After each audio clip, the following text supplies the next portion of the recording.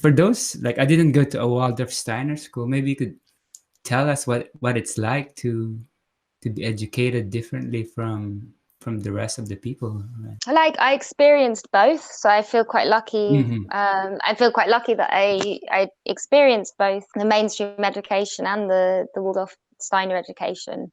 I'm very glad that I experienced the Waldorf education when I was younger, because I was always a very, very sensitive, open child that needed a lot of time. Yeah, a lot of space and time also on my own, and quiet time to really process things. And I like to do things very slowly and very carefully. I was very like perfectionist, but I like to take my time and kind of I I know from my experience later in mainstream education, with how you had with the deadlines and exams and needing Yeah, the to pressure. learn yeah, a lot of information. I think that it wouldn't have given me this breathing space yeah that I needed to really find my creativity and my passion, and feel sort of like I had space to develop that. The Steiner School gave me a lot of space and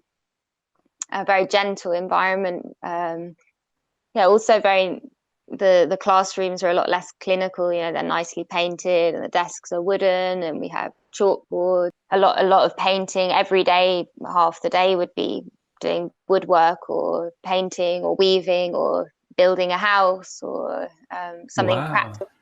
practical. So I think what it gave me was that and also you don't learn to read and write until you're 7, so you have the chance to really play and develop your imagination before you start using the more intellectual side of your brain, which I think it's harder to develop the creativity and the Yeah. playfulness if you haven't been able to, but it's very easy to develop the more intellectual side of things later. But it's not easy to, if you haven't been able to have that time as a child to really play, then it's quite hard later to. What I'm realizing now is that that's one, it's kind of starting to make sense to me, like that they're my kind of strong points, or my powers that I have that I've used to heal myself in difficult times, is that I've used this kind of playfulness and creativity to understand the world or myself, or to process things. It's very natural to me, and I'm starting to see it's not necessarily natural for most people. Yesterday I had a group of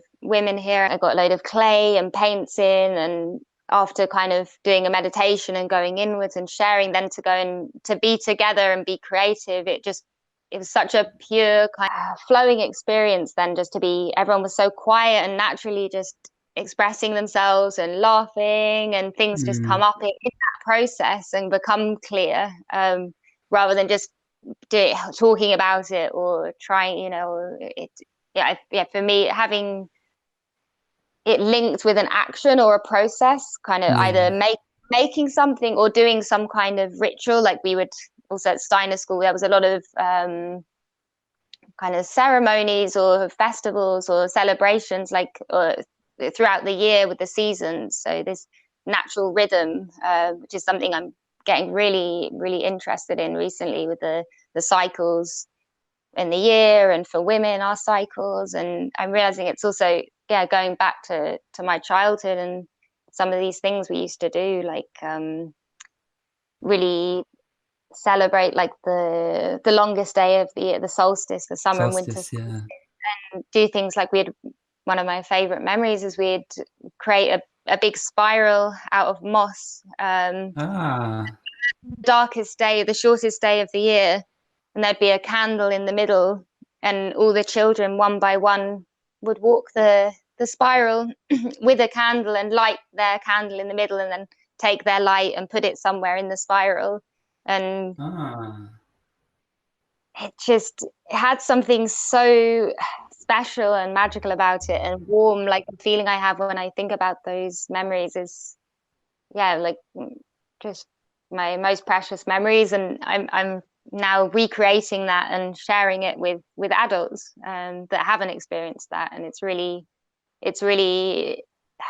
for me the most fulfilling thing to see people, yeah, see the kind of look of wonder and joy, and to see them kind of feeling a bit more like, oh wow, life is special, it is magical. Like I'm in a forest and there's candles and moss, and Mm, I am a magical creature living in an incredible life, because we are, and I think people yeah, forget that it's it's so and beautiful that I could feel it in my heart. It's so beautiful that what you receive as a gift when you were a child, now you're giving it out to other people. That's really, it's like a, the and it links circles. in with the cycles. Yeah. It's Yeah, it's just really. I just had a thought. We on the first day of school, at Steiner School, when you start the bigger school, we paint. Every child paints a circle freehand.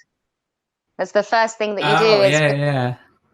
and yeah, it's yeah. I just had that connection when you said that it really does feel like I've done a full circle, and